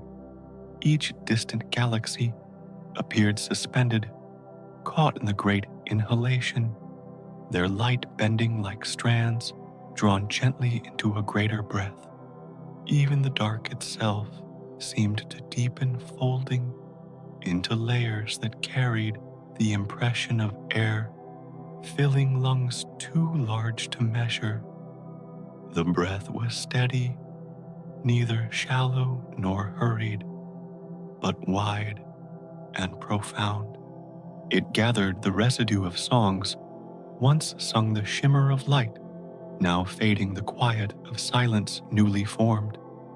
All was pulled gently inward, not to vanish, but to rest within the long rhythm. Nothing resisted. Everything was carried. It was the inhalation of an existence that had no boundary, the pull of a being that was not one, but all, not separate from space, but identical with it. Each wave of this breath stretched so far that it seemed unending, so slow that time itself appeared to dissolve into it. No beginning could be marked, no end expected. It simply continued, as though the universe itself exhaled, only to inhale again, in a cycle too vast for measure, too patient for change. The rhythm was the pulse of eternity, the heartbeat of stillness, the inhalation that gave rest to all things. In this great breath, the night became more intimate. Shadows thickened, but not harshly. They lay across the light like veils, softening its edges, folding the stars into a deeper calm. The galaxies floated like motes, suspended in air, drawn ever so slightly inward, yet not moving quickly, not disturbed, only drifting as if in agreement with the pull. The rhythm did not command them. It embraced them, and they leaned willingly into its current. The inhalation deepened, not in strength, but in patience. It resembled the drawing in of tidewater, smooth and wide, carrying with it both silence and sound, both light and shadow. It did not diminish what it touched but held. It preserved it, rested it within the lungs of infinity. In that inhalation, the cosmos was whole, not scattered or lost, but gathered gently into one vast unity, bound together by the breath that never ceased. To witness such breathing was to feel the quiet certainty of cycles, the reassurance that nothing ended but only folded into the next phase of rhythm. Just as day folds into night and night back into day, so did the universe fold into inhalation and exhalation, each one unhurried, each one infinite. There was no need for rush, no need for climax, no need for anything but the slow drawing inward that gave balance to the long exhale that would follow. And so the breath continued long and deep, pulling softly across the expanse, carrying stars, shadows, and silence together. The universe inhaled, and in that inhalation, there was no weight, no burden, only rest. It did not seek to finish, only to continue. And in continuing, it revealed the deepest truth of calm, that even infinity pauses to breathe. The long breath of the universe lingered, and as it stretched into stillness, the space around it opened wider, becoming less a void and more an embrace spread across infinity. The vastness did not press outward with force, but unfolded quietly, like arms extending without haste, circling all that drifted within. The darkness remained, yet it felt softer now, no longer distant or remote, but near like the fabric of night drawn gently around the edges of stars. The galaxies floated within this openness, not as fragments scattered, but as treasures held their faint light resting in the cradle of a boundless sky. In such a space there was no division between near and far, no boundary between silence and song, only the calm sensation of being held. The embrace was not marked by edges, for there were no edges to find. It was the openness of a horizon that cannot be reached, the endless spread of a sea that holds every ripple without effort. Each star, each cluster of light was contained not because it was confined, but because the space around it yielded surrounding, gently holding, without weight. In this openness, nothing was left adrift, nothing was lost. All was gathered within the curve of an unseen arm, a vastness that sheltered everything equally. The silence deepened within this embrace, and yet it did not feel empty. It carried warmth, as though the very act of being held gave comfort to the void. Light glowed faintly, and the shadows that stretched between glimmers did not threaten. They joined in the embrace, softening themselves to form part of the same rhythm. The galaxies did not resist the pull of such calm. They floated quietly, as though the openness itself guided them, as though their slow motion was simply another gesture of the arms that encircled them. Within this wide embrace, the breath of the cosmos continued long and steady. Each inhalation drew silence deeper, each exhalation spread calm farther, and together they wove the sensation of safety that stretched across distances too great to measure. The rhythm was so even that it became indistinguishable from stillness itself, and yet it moved with the patience of a tide that never retreats completely, a tide that always returns to cover the shore with calm. The openness was not only vast but tender. It did not hold to constrain, but to reassure, to remind that even in the endlessness of space, nothing floated alone. Every star had its place, every glimmer its space, every silence its purpose. The dark itself was not a wall, but a hand spreading endlessly to carry the weight of creation without strain. And in this carrying, the universe revealed its gentlest truth, that even infinity can feel like shelter. The embrace did not need to end, for it was not a gesture of time, but of being. It had no beginning that could be traced, no conclusion that could be marked, only a continuity that folded over itself endlessly. In that continuity, calm grew deeper, and in that calm light softened further. Shadow rested easier, silence settled more completely. The rhythm of breath continued, but now it seemed less like motion and more like presence, less like change and more like the natural state of all things. The vastness remained open wide and unbroken and yet intimate, surrounding each fragment as though it had always been meant to be held. The stars shimmered faintly within, not as points alone, but as part of a pattern too wide for vision, a pattern not drawn with lines, but with the steady reassurance of openness. The galaxies drifted, the silence lingered, and the arms of infinity continued to circle, without limit, patient, endless, tender.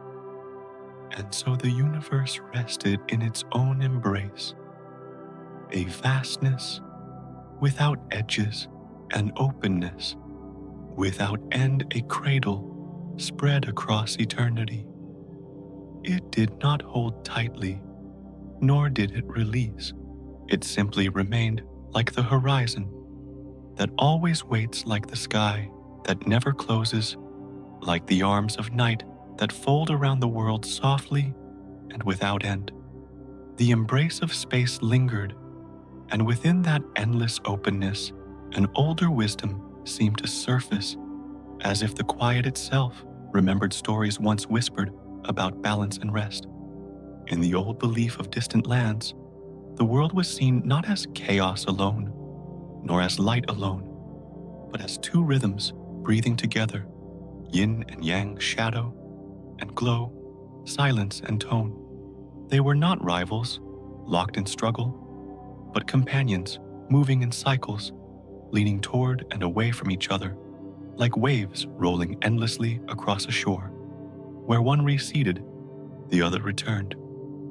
Where one grew soft, the other brightened, and in their alternation lay the harmony that kept existence steady.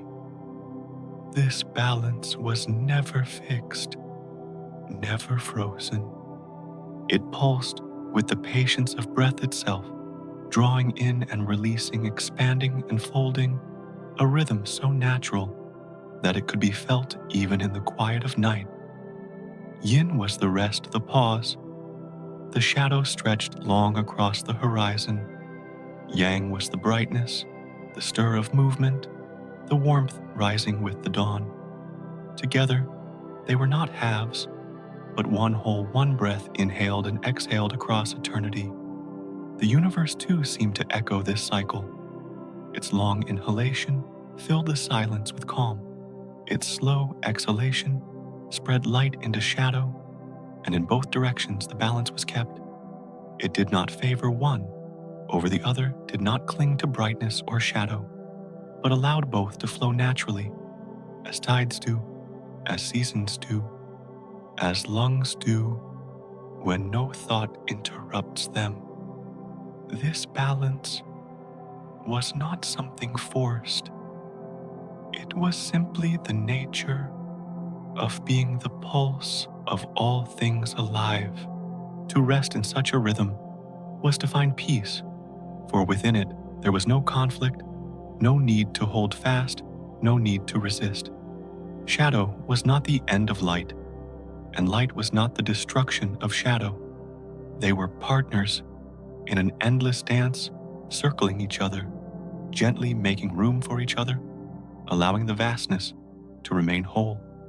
The night carried within it the promise of day, and the day carried within it the return of night, each one leading softly into the other. In this way, the cosmos did not need to blaze forever, nor did it need to remain silent without end. It moved between its states, not hurried, not abrupt, but in a measured cycle that reflected the calm truth of yin and yang. The inhalation of stillness gave rest to light, and the exhalation of radiance gave form to shadow. Neither was lost, for both were parts of the same eternal breath. The harmony stretched outward, filling the galaxies, folding through the stars, seeping into the spaces where silence lingered. It was a reminder that rest was not absence, but necessity, that even infinity requires pause to remain whole. The universe, wide and unbroken, did not sustain itself through endless motion, but through the balance of movement and stillness, of brightness and dark, of sound and quiet. It continued because it rested, and it rested because it continued. The old wisdom saw this not as mystery, but as nature itself, a truth, as simple as the rhythm of lungs rising and falling. To breathe was to live, and to live was to balance. The cosmos in its great cycles reflected the same truth, reminding all that rest was not the opposite of life, but part of its unbroken flow. And so the space remained in equilibrium, wide and soft balanced between tones and silences, shadows and glimmers. It carried no tension, no sharp divide, only the endless motion of a breath too large to be measured, too gentle to be broken. Yin and yang continued to circle, two currents of one ocean, two notes of one song, two halves of a single breath that never ended. The quiet balance of shadow and light lingered, and from within that calm, the universe continued its song unbroken, as though silence itself had chosen to hum forever. The lullaby was not carried by instruments or voices, but by the gentle rhythm of existence itself. Every star glowed like a note stretched endlessly across time, every shadow folded like a pause between tones, and together they created a melody that asked for nothing more than to remain. The song did not begin with a flourish and did not lean toward an ending. It flowed like a river without source or mouth, a stream that only moved because motion was its nature.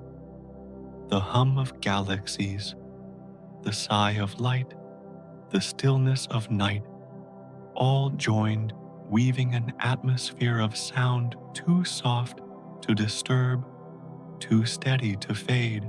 It was a song heard not with ears, but felt in the slow pulse of calm, sensed in the weightless drift of stars across an open sky. The tones spread far, but never pressed wide, but never heavy, like the faint shimmer of moonlight across still water, like the hush of wind through branches that hardly stir. To rest within this lullaby was not to listen, but to sink, to be carried, to allow the rhythm of the cosmos to rock all things in patience. The lullaby carried cycles within it, long and repeating. It did not rise, it did not fall, but it turned like the wheel of seasons, circling back upon itself endlessly. Each turn was familiar, yet never the same, each refrain steady, yet always new, like waves returning to the shore, with patterns so alike and yet unrepeatable. The universe seemed to lean into this repetition, allowing its breath to stretch endlessly, to rest within the motion that never ceased. The stars joined gently, not with brilliance, but with steadiness, their light resonating like chords drawn across a wide expanse. Darkness held them, carrying the melody forward, letting the rests become as important as the tones. In the spaces between, the lullaby deepened, softened, became fuller, reminding that silence was not absence, but a note stretched beyond hearing, part of the song that could not be set apart. This was no performance, no display, but the natural hum of existence moving in its own rhythm. The galaxies swayed within it, the stars drifted across it, the void itself carried it like an echo, too vast to fade. The lullaby had no conductor, no design, and yet its harmony was complete, balanced without effort, whole without end. It needed nothing added, nothing taken away, for its completeness lay in its continuity. As it lingered, the lullaby grew not louder, but deeper. It folded over itself, layer upon layer, until the song became indistinguishable from the space that carried it. Light and shadow both hummed silence, and tone both resonated, and together they formed a presence that cradled all things within its breadth. The universe did not push this song forward. It simply allowed it to remain eternal, patient, soft. The lullaby asked for no witness, and yet it held everything within it. Stars, galaxies, and even the spaces between were part of the melody, each one adding without effort, each one carried without weight. The music required no listener to be real. It was truth woven into silence, harmony dissolved into light song hidden within rest. And so the universe continued its lullaby, steady and unbroken circling, across eternity with no beginning and no end. It did not fade. As time passed, for time itself was only another note within its flow. It did not strain to remain, for remaining was simply its nature. It hummed like the breath of infinity, soft and endless, a song meant not to awaken, but to cradle, not to stir, but to soothe. The lullaby remained, and in its staying lay the quiet assurance that the cosmos would always sing softly, patiently, forever. The lullaby lingered in the stillness, and as it stretched onward, it revealed its shape, not a line with a start or an end, but a circle, turning quietly through infinity. The universe did not move forward like a path that must be walked. It folded into itself like rings upon water, each one spreading, fading, and returning unbroken. There were no edges to seek, no walls, to meet only the sense of roundness that carried all things back into themselves. The stars traced their arcs across the night, not to reach a final place, but to return again, their journeys measured not by distance, but by repetition, a slow rhythm of circles inscribed upon the dark. In this roundness, the cosmos seemed to breathe more deeply, as though its very structure was a cycle without boundary. Each motion leaned into this shape. The galaxies turned in spirals, their arms curving endlessly, never striking an edge, never needing to conclude. Their rotations did not lead outward into void, but folded inward into balance, repeating across ages with patience that could not be hurried. Even silence joined the circle, resting and returning, not as interruption, but as rhythm, a pause that belonged to the flow as much as sound itself. Everything moved, but nothing ended, for all was carried in the unbroken wheel of being. This circle was not sharp or rigid, but soft and unhurried. It resembled the motion of tides, rising and falling, seasons shifting and returning, night surrendering to day, and day yielding again to night. No line was drawn to divide them, no edge set to separate. One became the other, smoothly, endlessly, until the circle became less a path to follow than a truth to rest within. The cosmos was not a story written in straight lines, but a song sung in rounds, each refrain echoing the last, each echo blending seamlessly into the next. To drift in such a circle was to feel release, for there was no point to reach, no conclusion to fear, no ending to resist. The wheel turned quietly, carrying light into shadow, shadow into light, silence into sound, sound back into silence. The motion was not forced, but natural, not commanded, but simply present, as steady as the rising and falling of breath. The circle did not trap. It held it, soothed it, reminded that in eternity, nothing is lost, nothing is final, nothing is broken. The stars in their slow arcs mirrored this truth. Each rose lingered and set, yet each would rise again, carrying the same pattern across the sky with infinite patience. Their paths were not endings, but promises of return, not departures, but continuations. Their light too circled. It traveled outward, dissolved into distance, and returned in memory, shimmering faintly like echoes of a voice that never stopped singing.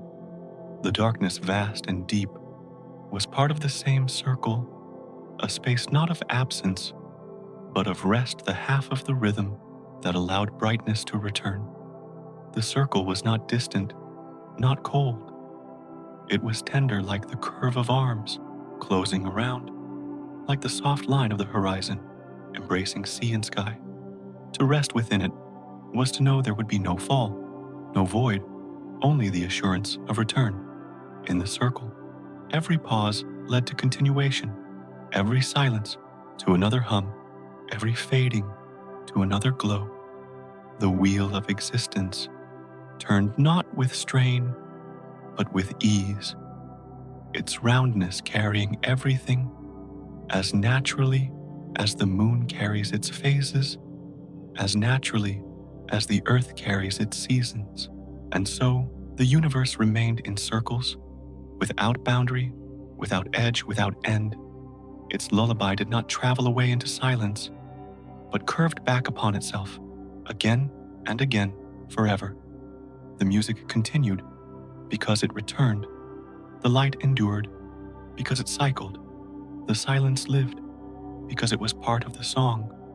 All was contained within the circle, a rhythm so complete that nothing needed to be added, nothing needed to be changed. The cosmos hummed within its wheel, endless, patient, serene, carrying all things in its round embrace, reminding that eternity is not a line stretching forward, but a circle turning softly forever. The circle continued to turn, and within that endless rhythm, all forms of being seemed to dissolve gently, not as a loss, but as a return, folding themselves into the motion that carried everything without pause. Existence did not resist. The turning for resistance required edges, and in the circle, there were none. Instead, each fragment leaned into the cycle light, softening into shadow, opening again, to light silence, stretching into tone, and tone retreating back into silence. It was not a cycle of struggle, but of ease, a rhythm as natural as the tide that folds back into the sea. The vastness did not distinguish between parts, for in the turning all was one, all was carried equally, all was drawn into the same slow embrace. To dissolve into such rhythm was to let go of separateness. Stars no longer stood apart as distant fires, but as glimmers woven into the same fabric, each shimmer part of the wheel, each glow bending with the same patience. Galaxies curved in spirals, not to expand endlessly, but to rest within the turn itself, their arms stretching outward, yet circling inward, their motion, both movement and stillness at once. Even silence became indistinguishable from tone, for both belonged to the same unbroken pattern, folded seamlessly into one another.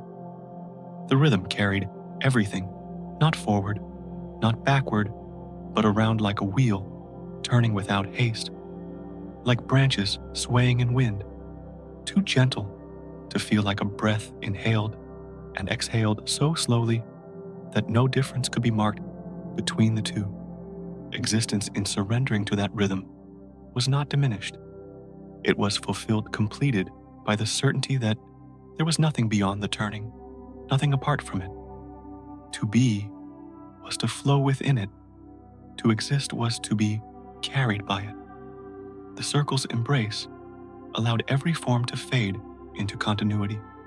Each light dissolved into the vastness, but in dissolving it remained transformed into the hum that filled the night. Each shadow expanded into silence, but in expansion, it became part of the same rhythm, no longer absence, but presence in another form. All that once seemed separate blended into harmony. The distinctions softened until they became invisible, until the only truth left was the unbroken turn. This turn was not hurried, not sharp, but smooth, wide, and unending. It resembled the slow rotation of seasons across the earth, the fading of twilight into night and night into dawn, the endless flow of rivers looping back into the ocean. The cycle carried the same tenderness as rest, the same reassurance as breath. There was no need to hold on, for everything was already contained, already carried, already part of the lull that spread without end. To imagine existence within this rhythm was to feel release, the weight of being, the strain of motion, the need for separation, all softened, dissolved into the turn that required nothing but presence.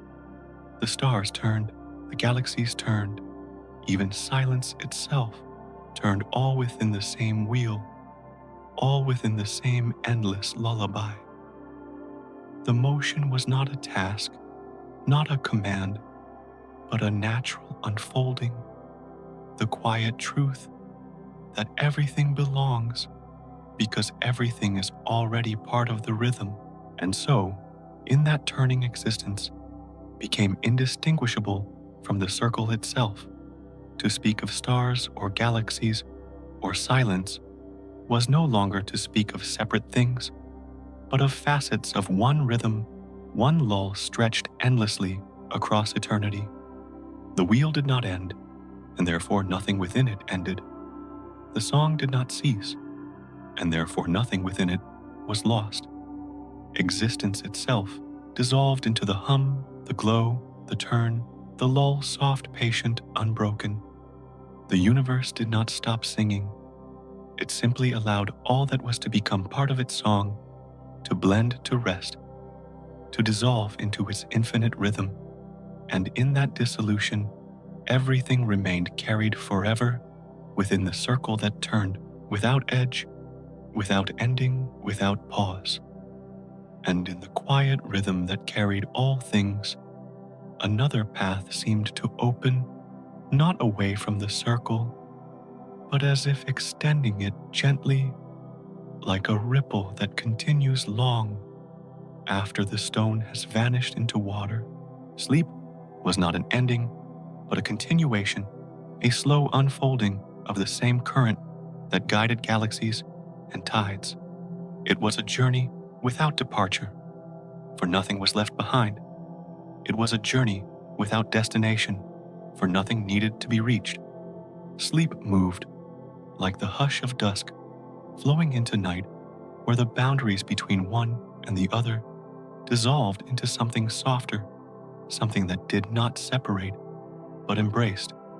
The body lay still, but the mind drifted, carried into the wider rhythm, blending seamlessly with the cycle that stretched beyond the self.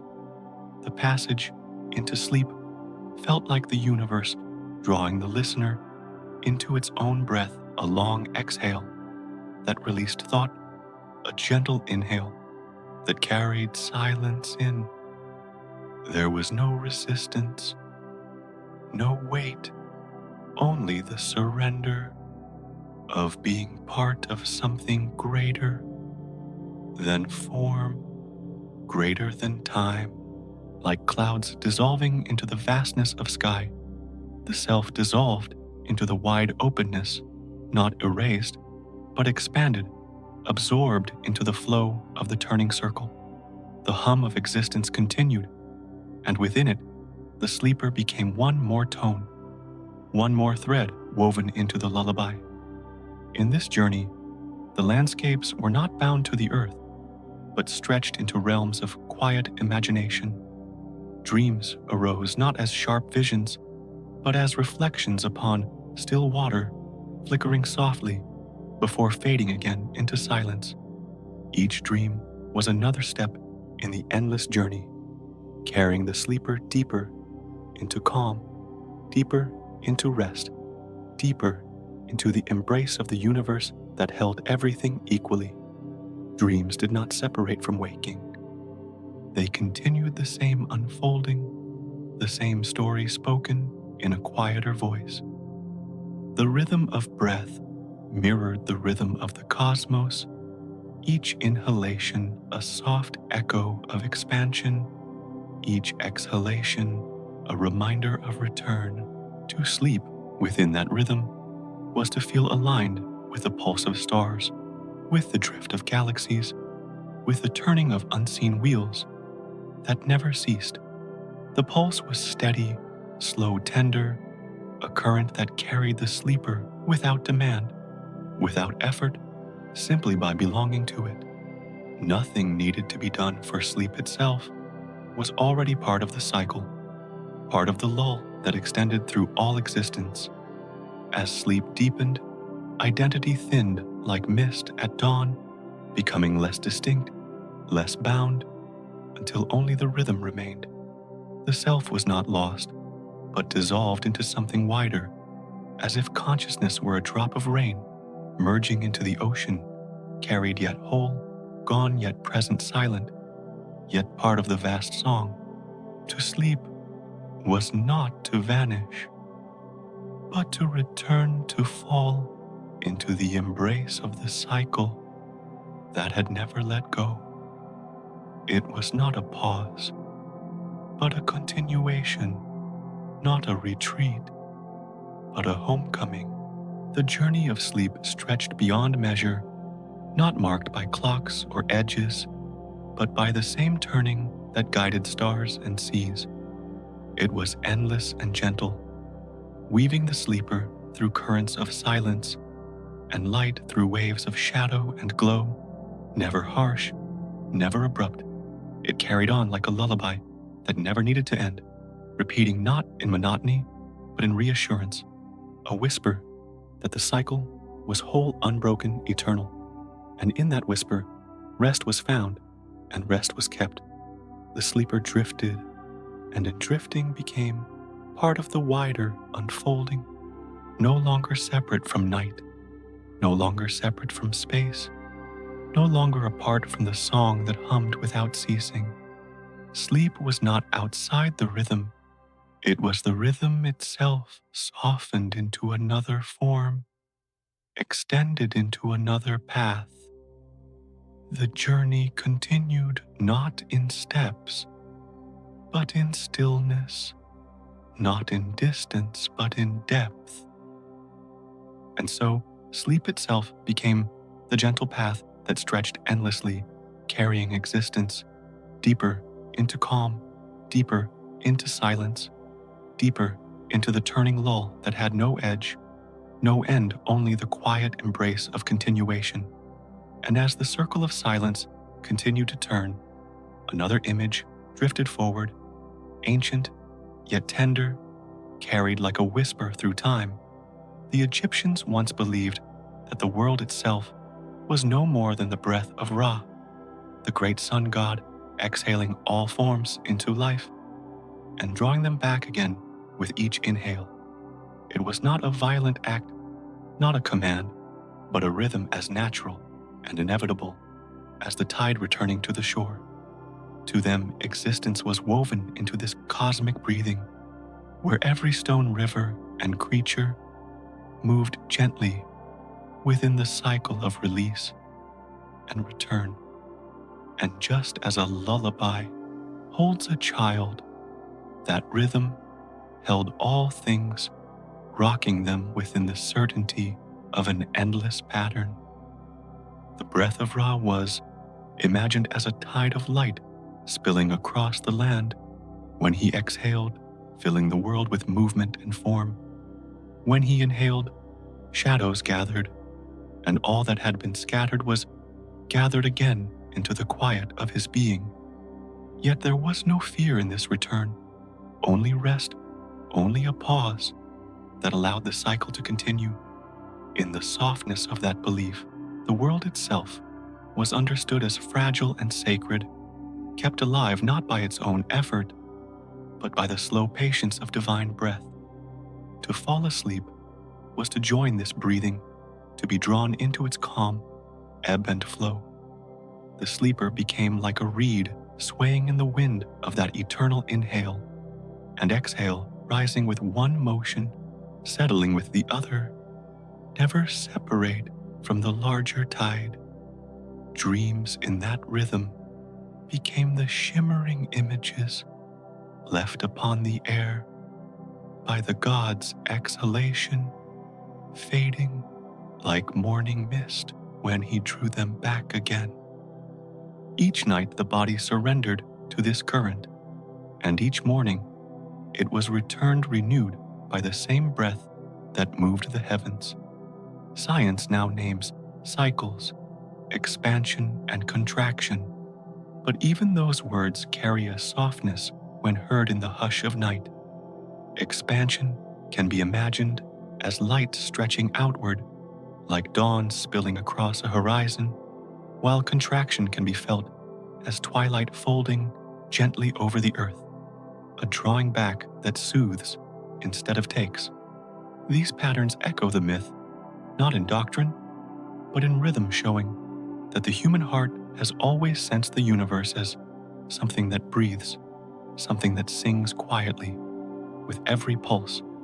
And to hear that song is to feel sleep approaching steady and inevitable as the deepening of dusk. The myth of Ra's breath was not only about the beginning and ending of worlds, but about the closeness of life to the rhythm that holds it. To see the world as a breath is to see it as fleeting, delicate, yet endlessly renewed. The Egyptians imagined that nothing was ever lost, only carried in and out of silence, like the waves of the Nile that rose and fell, leaving the land fertile again and again.